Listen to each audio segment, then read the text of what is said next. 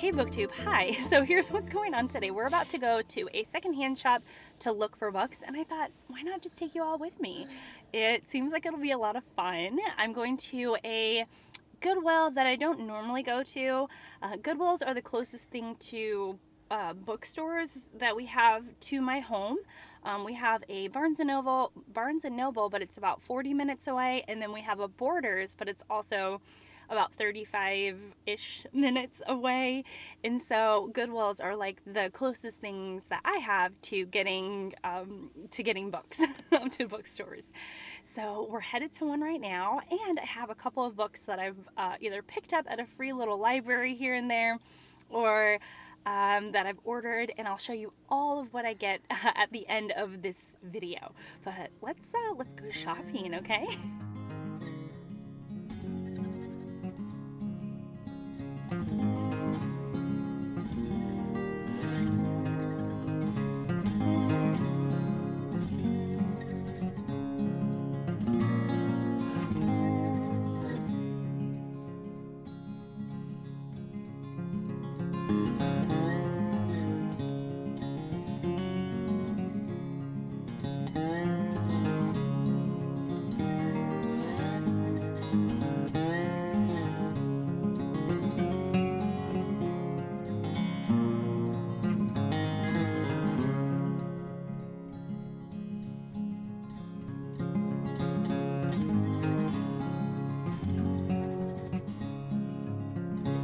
The trip was a success.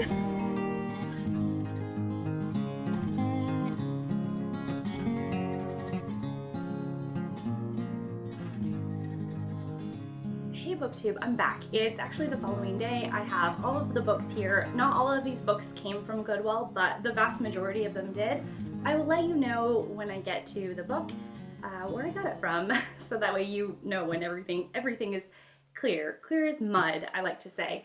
I will also break the books up, as I've already done on my computer here, into categories, because I like to give structure to these videos. I have sometimes an assumption that things will run a little long, and so if you want to watch the video all the way through and then go back to a favorite section, I would encourage you to do that. But at least you guys have a little bit of a roadmap to the video. So my first category is memoir.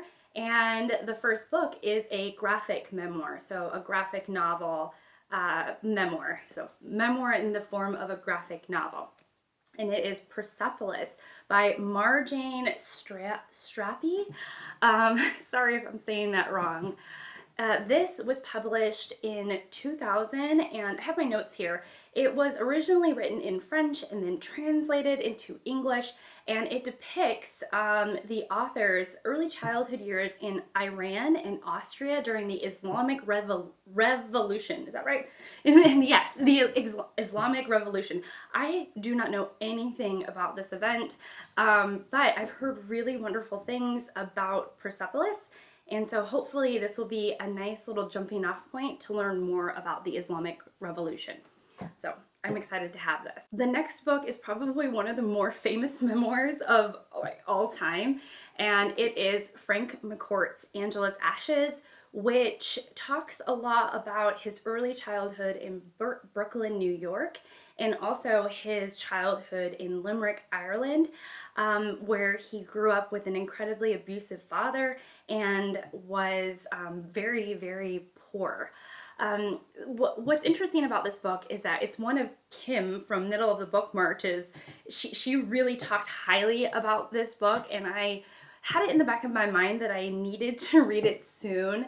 And then I talked to my dad shortly after I saw Kim talk about the book, and my dad was like, well, you know, Frank McCourt and Angela's Ashes. And I was like, well, I haven't read that, Dad. You know? And he was like, what? You haven't read Angela's Ashes for as much as you read. I can't believe you've not read Angela's Ashes. And so I was like, I need to get my butt to read Angela's Ashes, and that's why I picked it up. I have read Frank McCourt's another one of his books called Teacher Man. I read it when I was a teacher, a new teacher, and looking for comfort in any way possible. And I actually didn't care for the book Teacher Man very much.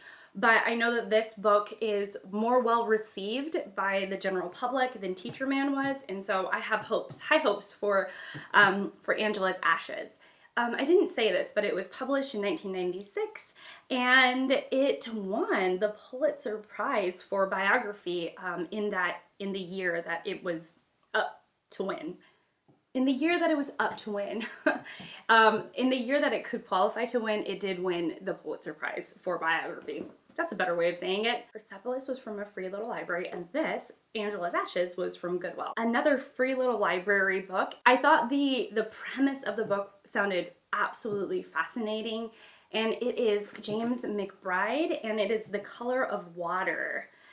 This is a memoir. It was published in 1995, and I guess it alternates between chapters on James McBride's life and then his mother's life, because the subtitle is A Black Man's Tribute to His White Mother. And what he explores, especially with the chapters with his mother, she was a Jewish woman who married a black man, and I think it's her recounting her experience in that marriage and during that time period, which was in 1942. And so just a different time. It's so sad to think that interracial marriage was frowned upon for so long, because to me, I would think 1942, in my own naivety, I would think 1942 people would be evolved enough to think that interracial marriages were completely fine and there are no issues at all, but that's not the case. And so I'm actually more interested in hearing about James McBride's mother's story than James McBride's story. I hope that makes sense, but the book and the subtitle really piqued my interest. James McBride also wrote a book that was published in 2020 called Deacon King Kong. I'll put up a picture. I know that was very well received, so if I like his memoir, I might be more interested in picking up his novels. So we're going from memoir to semi-autobiographical. Semi-autobiographical or an autobiographical work, but sometimes it's not marketed that way.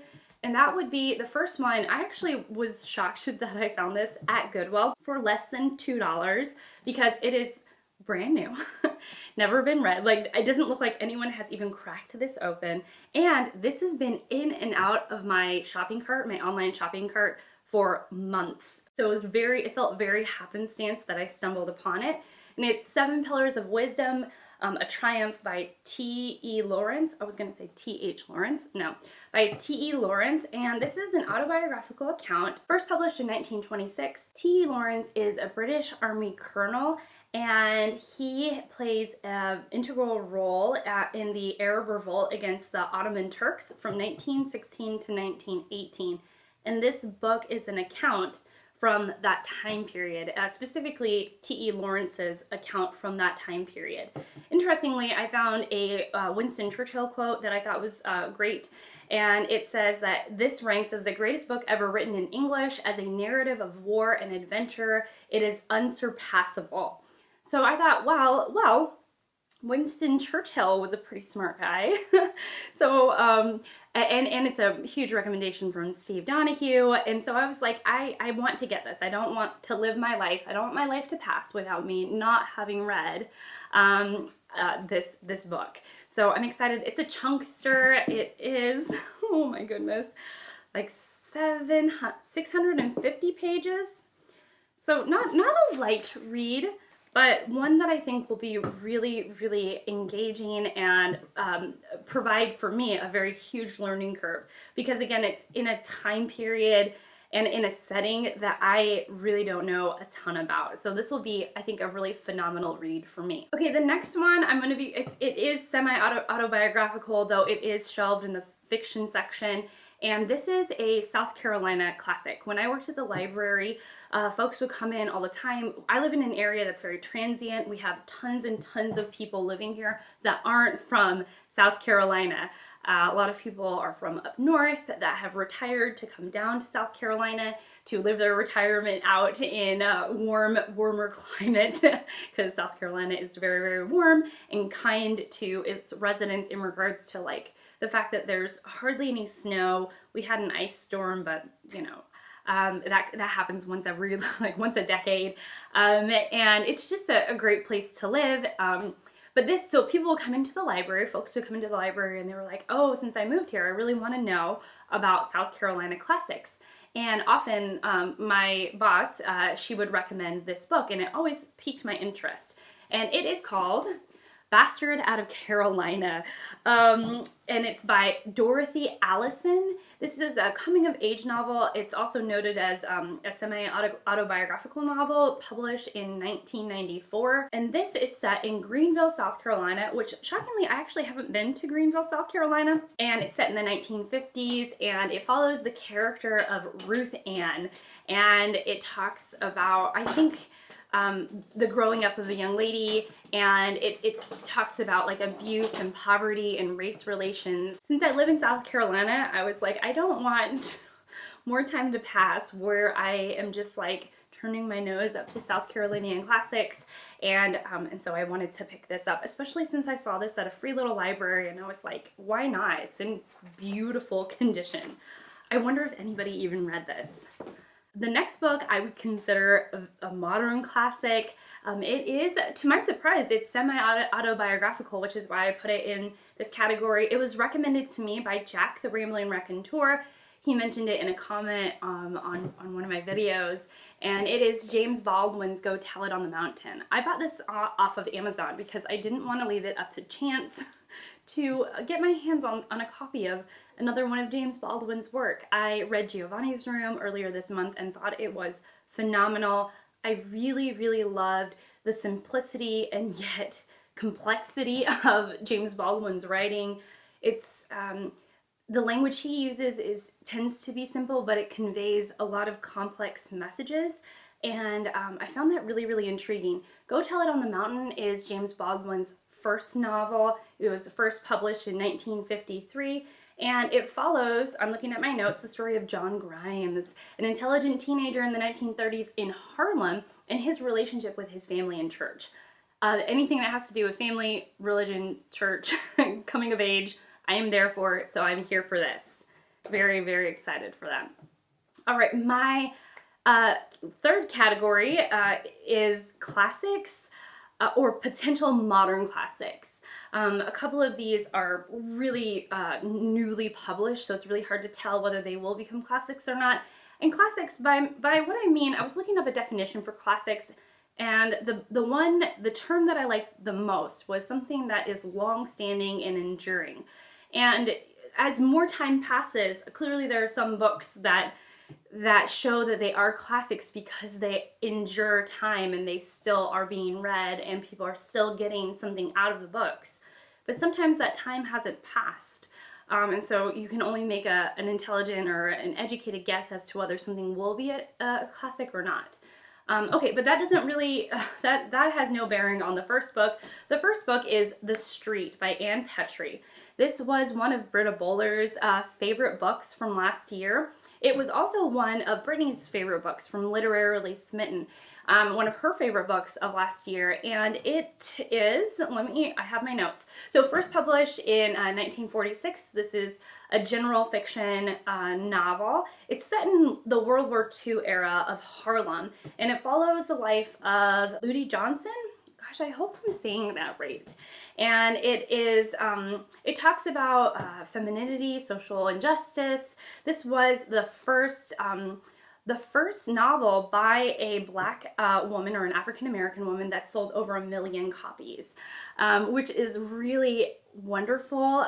Kind of sad that it took until 1946 for a African-American author to get to that prestigious height of selling 1 million copies. Not that it happened in 1946, but you know, it's like we're late to the game on that. But regardless, still a feat, and really excited about this. The themes that she talks about, I believe, are very universal, and she does it in a very gripping and engaging way. These are the things that I've heard from the ladies who have reviewed this. I bought this I think off of Amazon, because I was like, I really, really need to have this book in my library. It needs to be here, staring at me, telling me to read it. I don't want to forget about it. I want to read it. Next book, definitely a modern classic, at least in my mind, and it is the 1970s published book by Toni Morrison called The Bluest Eye. And this I got at Goodwill for less than $2. It is in perfect condition, a couple of dog-eared pages, but that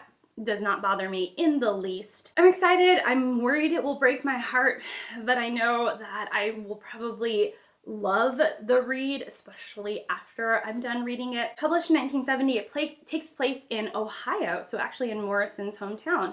And it tells the story of a young African-American girl, and it's going to be following the Great Depression, and basically it talks about the ideas of beauty, what is beautiful, what are our standards of beauty, and I know that it talks about a lot of other more difficult subjects to read about. And I know that Morrison, from what I've heard, does it in an emotionally wrenching and powerful way. And the themes sounds like something right up my alley. Again, Kim from Middle of the Book March read this, and I was like, yes, I have to now. She gave it a really good review, and I was thinking, I have to read that. Okay, my most contemporary book that I saw on AJ Dunn Reads and Writes channel, This Tender Land by William Kent Krueger, published in 2019. Again, the least modern classic of my modern classics pile. This is a coming-of-age story, and it takes place in the summer of 1932 in Minnesota. So at the Lincoln Indian Training School, which is a pitiless place where Native American children forcibly separated by their parents are sent to be educated. Oh, okay. The idea of that just sounds awful because I have children and I would not want them ever taken away from me. But I've heard that this novel is amazing, not only from AJ, but also from Jolene, a bookworm adventure girl. And so I was like, I must experience what this book is because I want to know the magic of William Kent Krueger's writing. Two more books in this category of classics / modern classics. And again, I don't know if this is actually going to be a modern classic, but I'm going to call it that for now. And it's Joyce Carol Oates' We Were the Mulvaneys. Again, AJ Dunn Reads and Writes said this book was amazing. They gave it a wonderful and glowing review. And then I took a picture of this book at Goodwill. Actually, so by the way, I got this off of Amazon, but I found this one at Goodwill. I took a picture of it and I sent it to AJ and I said, should I pick this up? And they were like, yes, yes, please. And so I was like, okay, I will pick this up. This is the Chronicle of the Mulvaneys. They are seemingly perfect in a small rural town, but underneath all of that seeming perfection is a whole bunch of not perfect stuff. So family saga, dysfunctional family, I'm here for it. And I've never read any Joyce Carol Oates, and I think it's about time. The last one is probably the most classic of all this pile of classics, and it is Voltaire's Micromegas and Other Stories. So this was published in 1752, originally written in French. That's been translated into English. This is the Penguin Classics edition, so I really trust Penguin to do a solid translation of a work. When I was looking this up, this was the main story. So Micromegas was classified as a sci-fi, which I was not expecting. And it says that the tale recounts the visit to Earth of a being from a planet circling the star Sirius and his companion from the planet Saturn. So why did I pick this up? Voltaire was one of Catherine the Great's most favorite writers. Voltaire was ranked as one of her favorite writers, rather. I just wanted to know more of what Voltaire had to offer, and probably his very specific kind of humor. We'll see. We'll see how I get along with Candide, which I'm going to read this year, and hopefully it will lead me to pick up this, or want to pick up this right away. My last category is children's classics, which is probably my favorite category of all time, and the first one is a picture book. So this is The Widow's Broom by Chris Van Allsburg. Van Allsburg wrote and illustrated books like Jumanji, The Polar Express, The Sweetest Fig. That's my favorite, my personal favorite of Van Allsburg's famous written and illustrated books. Published in 1992, it's deemed as a fantasy book, as many of his books are. His illustrations are absolutely phenomenal. I mean, even, I'm going to show you this cover. Do you guys see this cover? Perfection, y'all. Perfection. So I'm excited to read this. No, I haven't read it yet. I got this at Goodwill. Very, very, very excited about this. Actually, the last books, all the kids' books I got at Goodwill. Okay, the next one is no surprise as to being a children's classic. It is probably the most children's classic of all children's classics, and it is Charlotte's Web by E.B. White. I did not own this book, and I was like, we need to change this. I've read it before, but I wanted to have a copy in my home. It was published in 1952. The illustrations for this very famous cover is by Garth Williams, and it tells the story of Wilbur the Pig and his friendship with the spider, Charlotte. And it is a beautiful, heart-wrenching, gorgeous story about friendship, and one that everyone ought to read, in my humble opinion. The next book is Number the Stars by Lois Lowry. This is a historical fiction novel, first published in 1989, and it tells the story of a Jewish family escaping Copenhagen during World War II. This won the Newbery Medal in 1990. The Newbery Medal is a literary award for like middle grade books. So not young adult and not picture books. It's in that middle range, and it awards it for outstanding literary achievement, essentially. And so this book won the award for that year.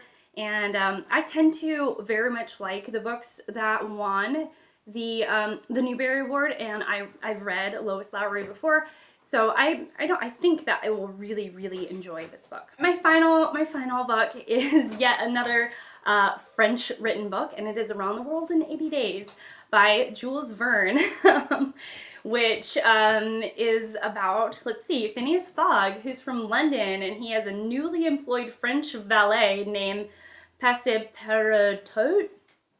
I'm so sorry. And they are trying to circumnavigate the world in 80 days, and it is about their adventure. This is on my 1001 Children's Books You Must Read Before You Grow Up. Actually, all these books are. And I thought, well, I've enjoyed Verne in the past. I'm planning on reading another Verne in 2022, and so why not have another Verne on my docket before, there for when I want it. There you go. There for when I want it. So that is everything I picked up. Yeah, hopefully I did an okay job telling you if I got it from Amazon or a free little library or Goodwill. I'm really excited about everything I picked up. I'm excited to add these to my library. Yeah, I don't know. I don't know about you all, but like when I find something for a really good deal and it's something that I want to read, or it's something that does pique my interest, it feels like such a win. Like, it feels like such a win, and so I feel like I really won with all of my books today. I'm just thrilled. Oh, hello, Harry. I don't know what Harry's doing. He's doing his own thing over there. Okay, but let me know, what have you picked up recently that you're excited to read? Is there anything from my pile that piqued your interest, or anything that you've read that you would recommend? Yeah, I'd really like to know. And that's it for me. Okay, so thanks so much for watching. Sometimes I feel like a little bit robotic, and so I'm like, come on. Okay, so yeah, anyways, but thanks for hanging out. I really do appreciate it. Thanks for being here, and I will see you all in my next one. Bye, guys.